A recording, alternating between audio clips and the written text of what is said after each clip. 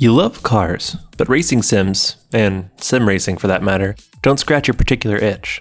What games are out there for you? To find out, I talked to Roadshow's reviews editor and games aficionado, Antoine Goodwin. Okay, here we go. So there's been all this emphasis since, the country's been under lockdown on, car video games and sim racing and stuff. And we've talked about sim racing with Tim already. But I think that non-sim racing car games are kind of getting short shrift lately. So I'm curious what you, an avowed video game fan and car nerd, would consider some of the best car video games that aren't like simulation racing things. But yeah, there's some interesting games out there. I think it depends on what you're looking for to get out of car racing. I mean, there's obviously, your Forza Horizon, which is basically driving around in cool cars, not necessarily racing, just experiencing them. But as a person who really enjoys working on cars, one of my favorite games is a little Steam game called My Summer Car. It's basically a teenage dude working on your car over the summer simulator. And so, you start out with a garage and a house and a car that is literally in all of its component pieces, like bolts, headers, camshafts, everything is just in your garage. You have no instructions, and the object of the game is to put the car together by the end of the summer while also maintaining your health. So you have to eat and take showers and pee and earn money to buy upgrades for the car and stuff. It's such a ridiculously intricate sandboxy game that it just drops you into the middle of, but it's also really wonky because the driving in the game is pretty terrible. It's mostly just a game about wrenching, and that's what I love most about it. It's the kind of game that I've never finished, but I've been playing for years. I've every couple of months I'll start it up. I'll get about partway through the build. I'll go into town to buy some food, crash and die, and then put the game away for a couple of months, and then come back later and start all over again. It's just a fun sort of learn your way through it without having any real expectations of having goals or anything like that, really, aside from just wrenching on the car.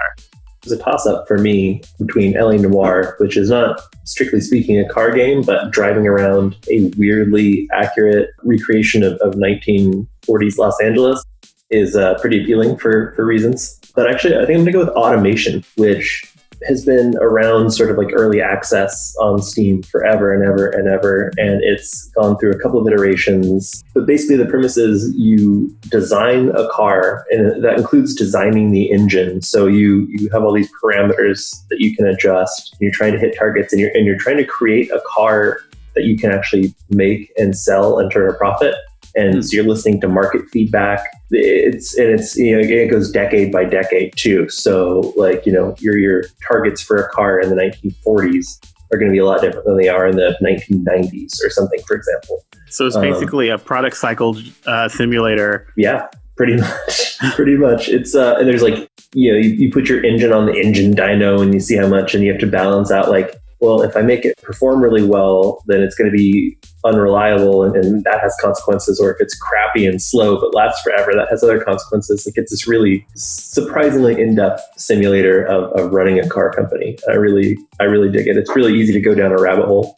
Yeah, I think it's interesting that, these are both games where it's not necessarily a game about getting in the car and racing it and, the thrill of driving. It's more like the love of the cars or the industry, the nuts and bolts of it. I kind of wanted to also give a shout out to the Spin Tire series, which Tim just recently did a review of, and he sent me an early access code right before, concurrent to him doing his evaluation. And I lost an entire weekend into the new SnowRunner game, basically, dragging oil tankers up and down muddy hills and getting trucks stuck. And it's basically, for those not familiar, the series is basically about big trucks, off-roading, mud simulation, very, very complicated, dirt physics. And so the object of the game basically is to perform jobs around these areas where you do things you'll haul logs, or you'll haul oil tankers, or you'll do some off-roading. It's the kind of game where you put on a podcast, you hop into a big, 4x6, and you'll basically spend an afternoon trying to get logs down to a town in real time, just getting stuck in the mud and getting another truck to pull your first truck out of the mud. And it's just extremely complicated, extremely frustrating, but also one of the most satisfying games that I've ever played when you, after a couple of hours, finally pull off that job. You feel like you're in a truck commercial.